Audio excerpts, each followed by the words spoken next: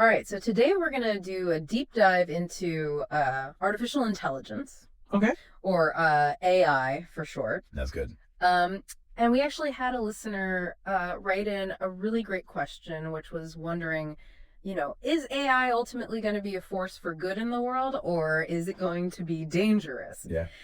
So to kind of tackle that question, we're going to be looking at some excerpts from the Wikipedia article on artificial intelligence. Okay. And we're going to kind of like break down, what AI is, how it works, and then of course we'll get into the benefits and the risks associated with it. It's a really, really hot topic right now. Yeah, it's very timely. Right.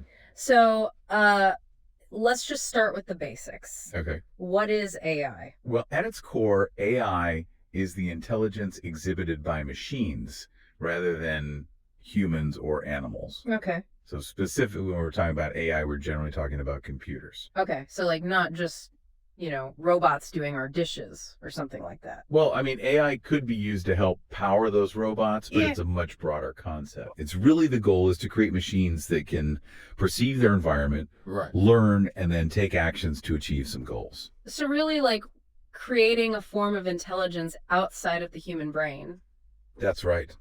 Okay, so is this kind of like, all those sci-fi movies we've seen where the computers, become super intelligent? Well, AI research has gone through these periods of like huge optimism. Yeah. Like, oh my gosh, like we're right around the corner from creating true AI. Yeah. And then, in those periods were often followed by what they called AI winters, where progress kind of stalled and funding dried up and people got disillusioned. Okay. What's interesting is right now we're in this AI boom, and it's being driven by these really powerful techniques like deep learning, Yeah. and also just tons of investment is going into AI. So let's talk about those techniques. Okay. What are like some of the key ways that researchers are, approaching AI development?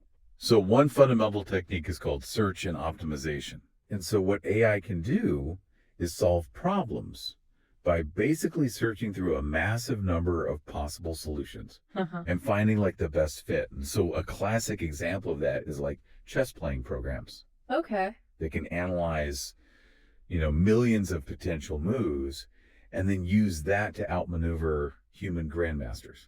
So like when Deep Blue beat Kasparov back in the 90s. Exactly. That was a huge moment. Yeah. Because it showed that AI could tackle these like really complex problems Yeah. that, at the time people thought were the exclusive domain of human intellect. Right. It was like a really big deal. Huge deal. At the time, yeah. And it wasn't just like brute force calculation. Like Deep Blue was able to like evaluate positions Oh, wow. and strategize. And it was a form of machine intelligence that had never been seen before. That's really interesting. Yeah. So what are like some other examples of AI using search and optimization? So we've seen even more impressive advancements in game playing AI. Uh-huh. So AlphaGo, for example, mastered the game of Go, which is considered much more complex than chess. And then more recently, Google DeepMind's Mu-Zero. Mu-Zero. Mu-Zero took things even a step further. Yeah. And this one learned to play multiple games like chess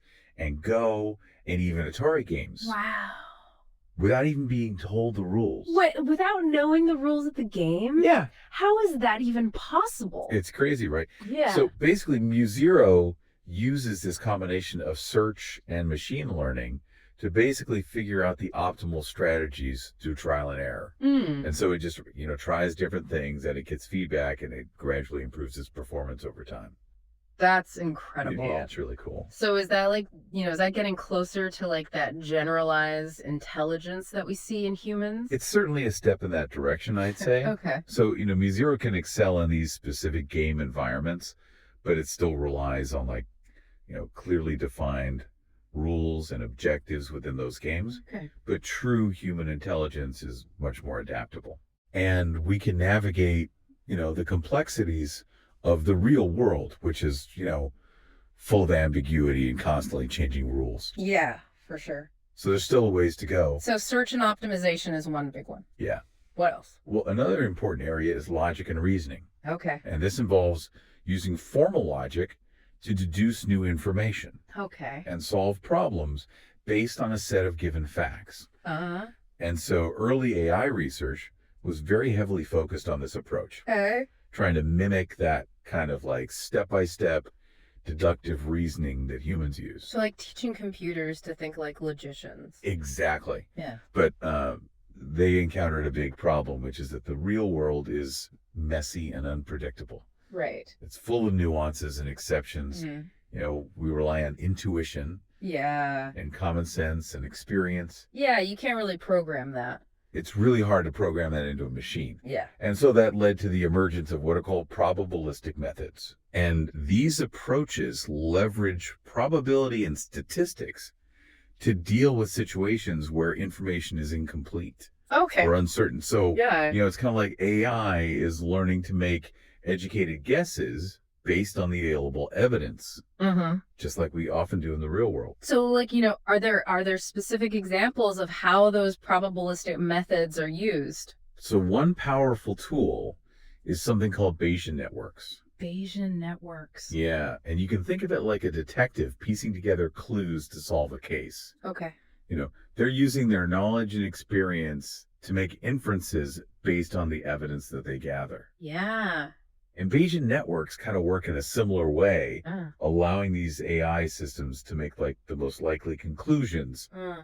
even when they're dealing with incomplete information. So it's like AI learning to be a detective and using probability to solve mysteries. Exactly. That's really cool. Yeah. So we've got, search and optimization logic, Ah. probabilistic methods. Yeah, And then there's one more big one, right? Machine learning. that's right. Machine learning is really the cornerstone of modern AI. Okay. And it's all about enabling AI systems to learn from data rather than being explicitly programmed with every rule and instruction.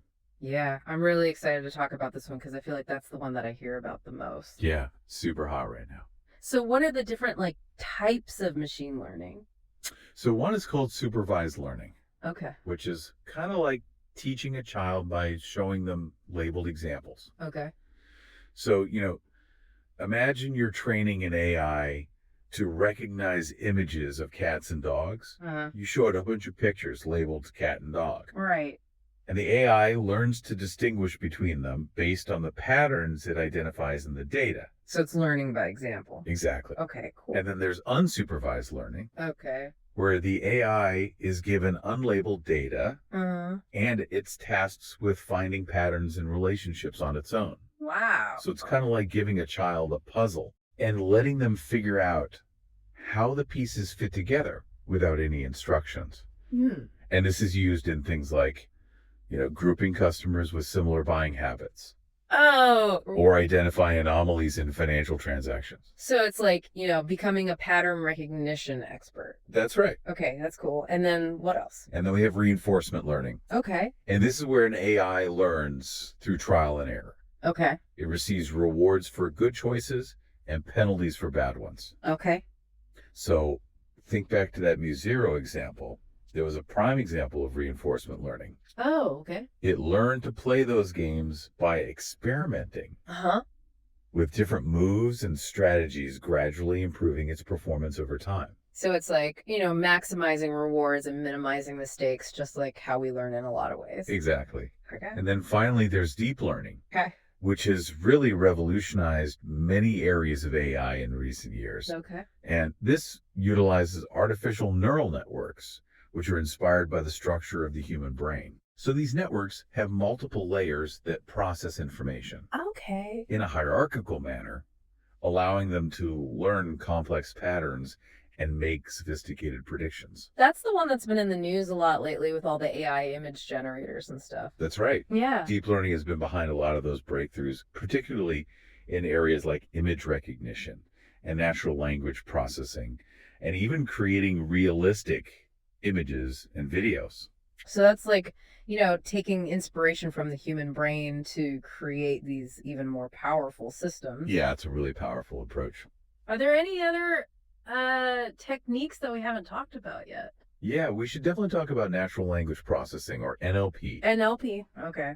And this is the area of AI that focuses on enabling computers to understand and generate human language. Okay, so this is like what allows you to talk to your phone and it understands you, or get like an instant translation when you're in a foreign country. Exactly. And we're seeing some really impressive achievements in NLP. Hmm. So, for instance, there are these models like GPT that can score incredibly high on standardized tests Wow. and generate text that's like remarkably human-like. So it's like these systems are starting to understand language on a deeper level. Well, there's still a lot of debate about how much understanding is actually happening. Right. Some people argue that they're essentially sophisticated pattern matchers Mm, that are, manipulating language based on the vast amounts of text they've been trained on, right. but without truly grasping the meaning Okay. and nuances of human communication. So they're really good at mimicking it, Yeah,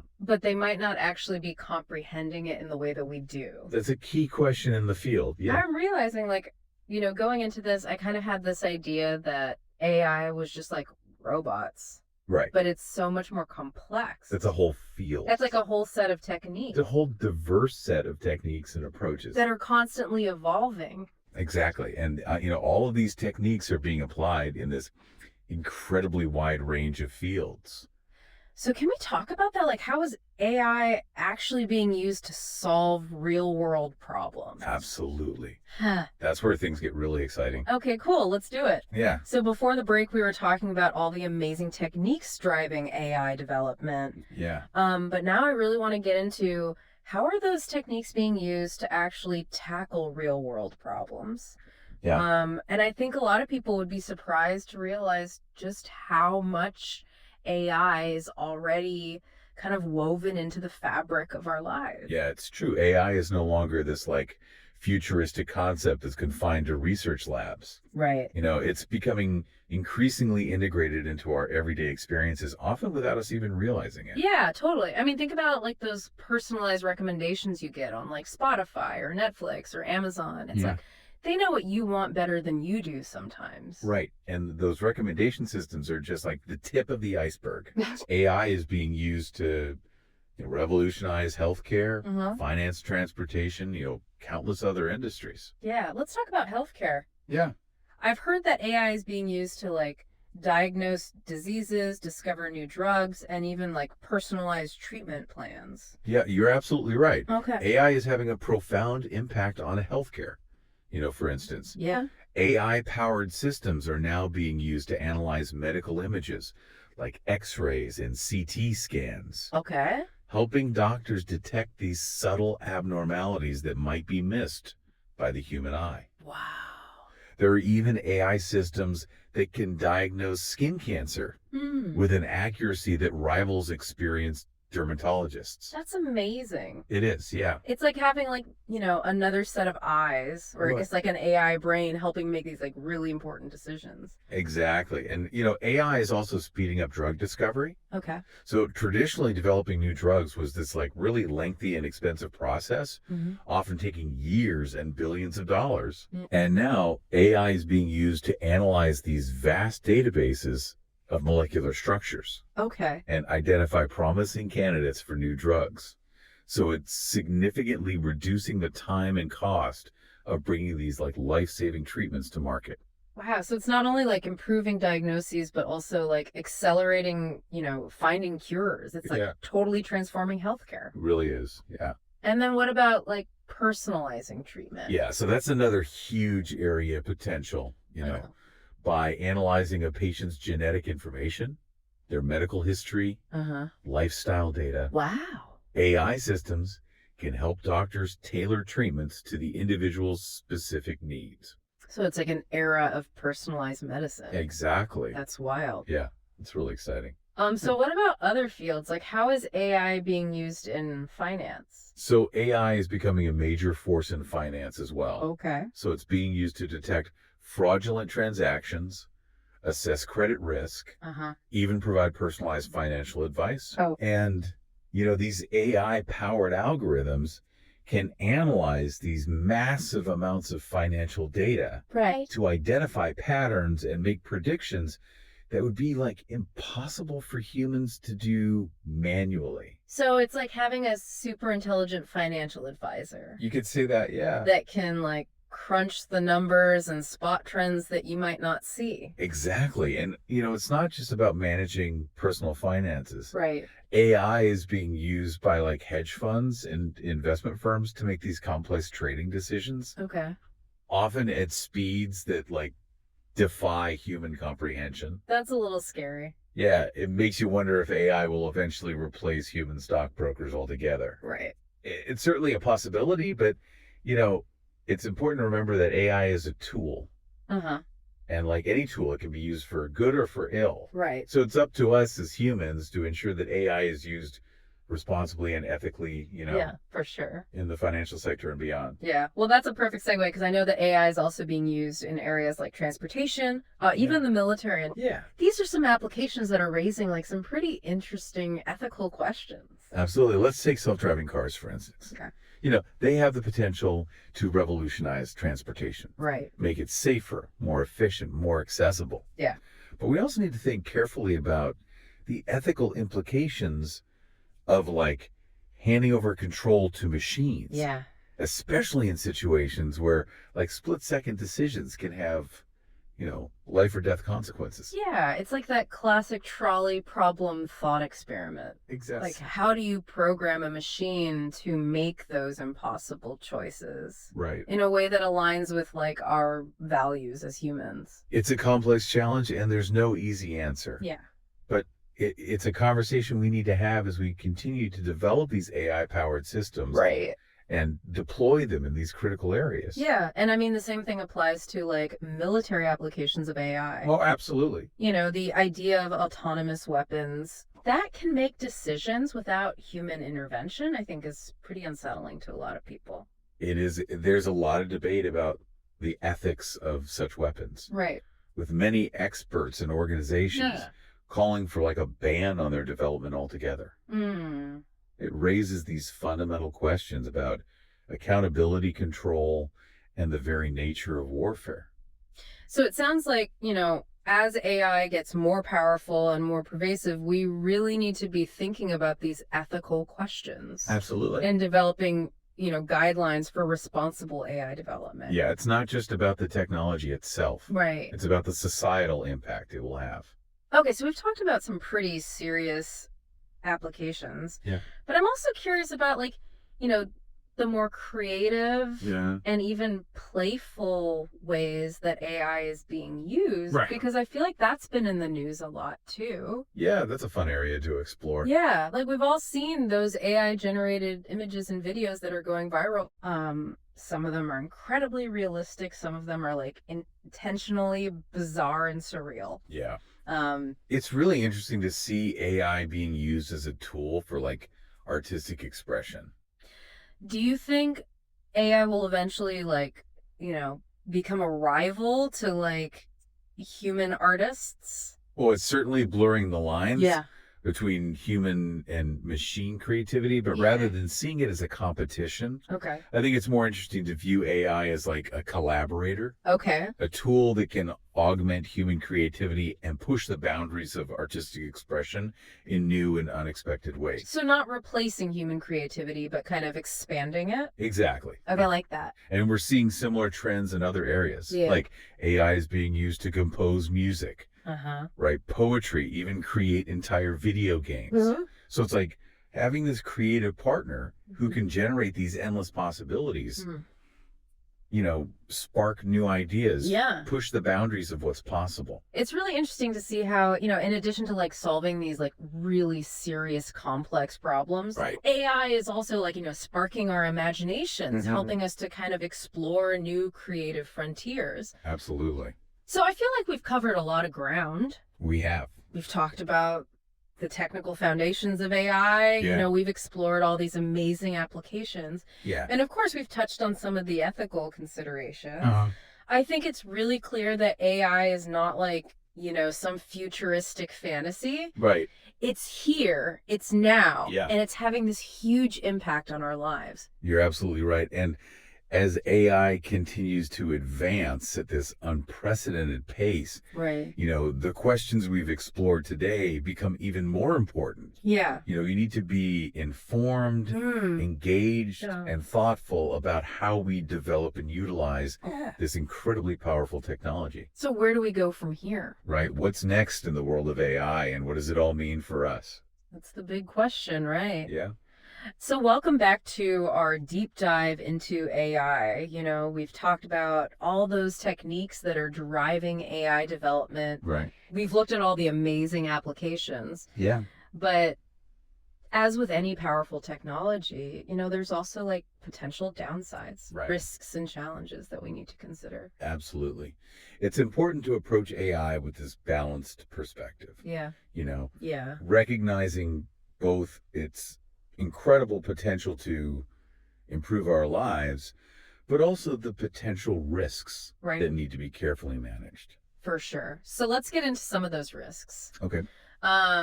And talk about like what steps we can take to maybe mitigate those risks. Yeah. One that comes up a lot is, job displacement, Right. like AI automating tasks that humans used to do. It's a valid concern. Yeah. As AI systems become more sophisticated, Uh-huh.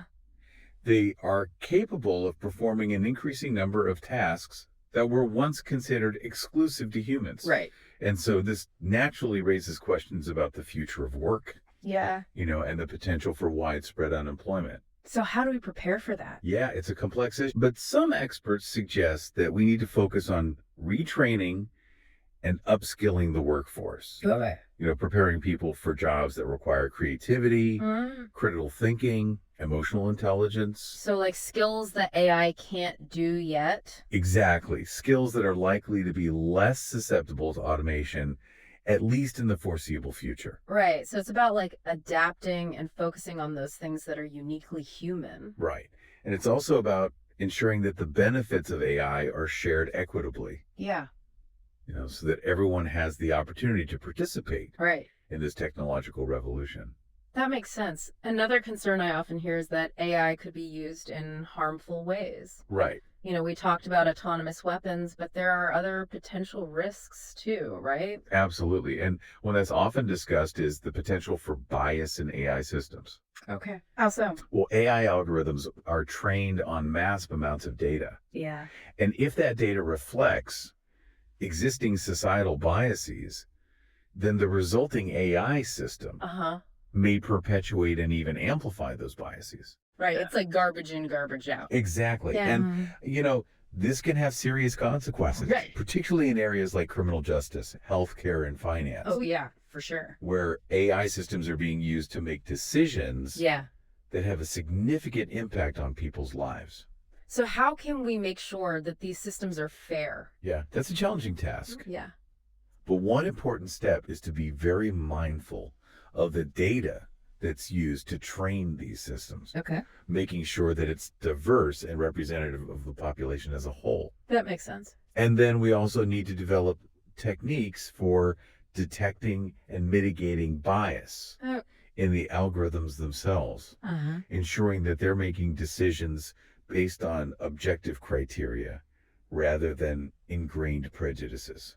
So it sounds like we need to be really proactive about this. We do. It's not just about the technology itself. Yeah. It's about how we choose to develop and deploy it. Right. We need to be aware of the potential risks and take steps to mitigate them to ensure that AI is a force for good in the world. Well, that brings us back to our listener's question. Is AI ultimately going to be useful or dangerous? Right. Seems like it's not an easy answer. It's not. AI is this powerful tool that can be used for a wide range of purposes, both beneficial and harmful. Right. The future of AI really depends on the choices we make today. So it's not about AI being good or bad. It's how we use it. Exactly. It's up to us as a society Yeah. to guide the development of AI in a way that aligns with our values Right. and ensures that it benefits all of humanity. That's a good point. It's not about fearing AI. It's about understanding it, Yeah, shaping it, guiding it that's right. towards a future that we want. Exactly. We embrace the possibilities Yeah. while also being mindful of the risks. Uh-huh. ensure that AI is used for good and that its benefits are shared widely. So, what advice would you give to our listener who asked that question? Someone who's trying to understand AI and how it might impact their life. I would say the most important thing is to stay informed and engaged.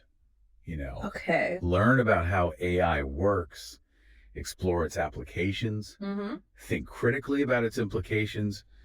Don't be afraid to ask questions, Yeah. challenge assumptions, Yeah. engage in conversations about the future of AI. So it's about being an active participant Exactly. in shaping the future of this technology. It's not something that's happening to us, it's something that we're all creating together. That's a really good way to put it. Yeah, Well, this has been a really fascinating conversation. it has been. We've covered so much ground, and I hope you, our listener, Yeah. have gained a deeper understanding of this really complex and rapidly evolving field. Absolutely. And we encourage you to keep exploring, learning, and engaging with the world of AI. Yes, keep learning. It's a journey full of possibilities, It is. and we can't wait to see what the future holds. Thanks for joining us on this deep dive. Until next time.